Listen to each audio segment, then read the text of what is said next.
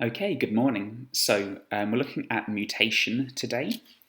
So mutation is a change in a DNA or RNA nucleotide, and we're mostly interested in what we call point mutations.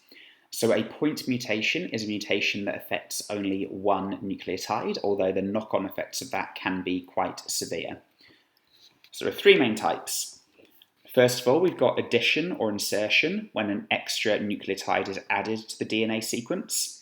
So for example, an extra A, C, T or G being put in, or an extra A, C, U or G being put in if the mutation happens in RNA. There is a deletion mutation, when a nucleotide is removed and not replaced. And then there is substitution, when a nucleotide is removed and replaced by a different one. So for example, a T being put where there should be an A. Okay, so those are all mutations, changes in DNA or RNA.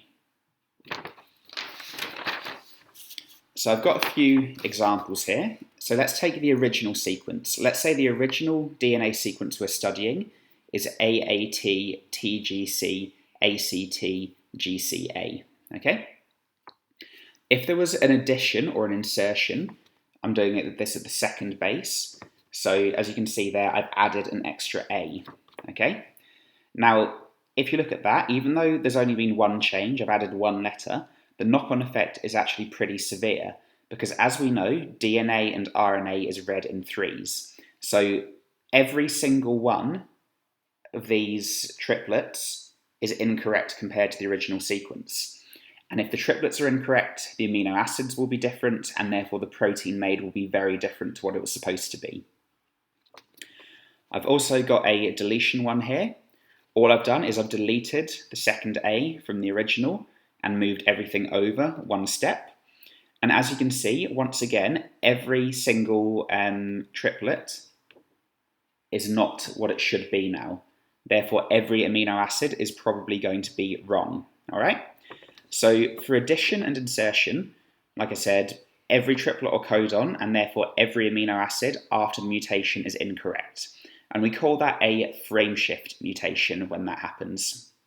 So addition and deletion are both point mutations, but they can have really severe effects, and we call them a frame shift.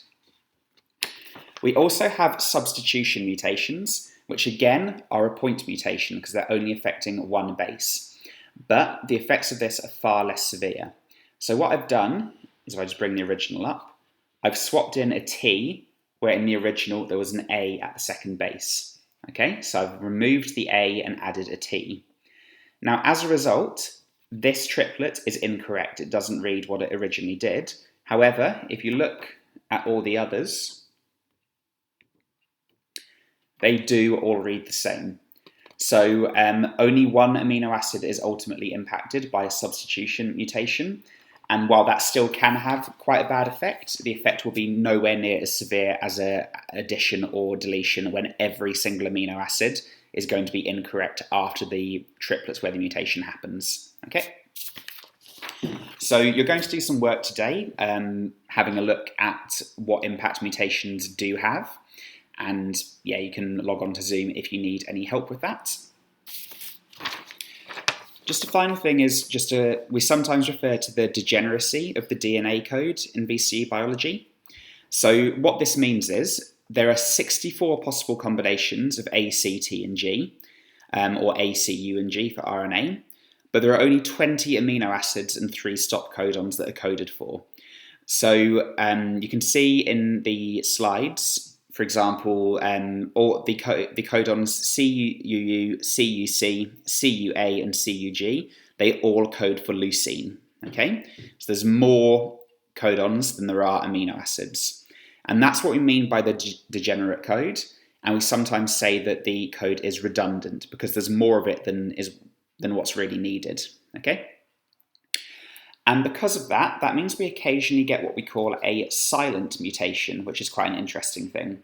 So basically, if a substitution happens, but the same amino acid is made, we call that a silent mutation because even though the DNA or the RNA has mutated, there's no actual impact on the protein that's made. And I've got an example here. If UCG has a substitution at the third base and becomes UCC, so it goes from UCG to UCC.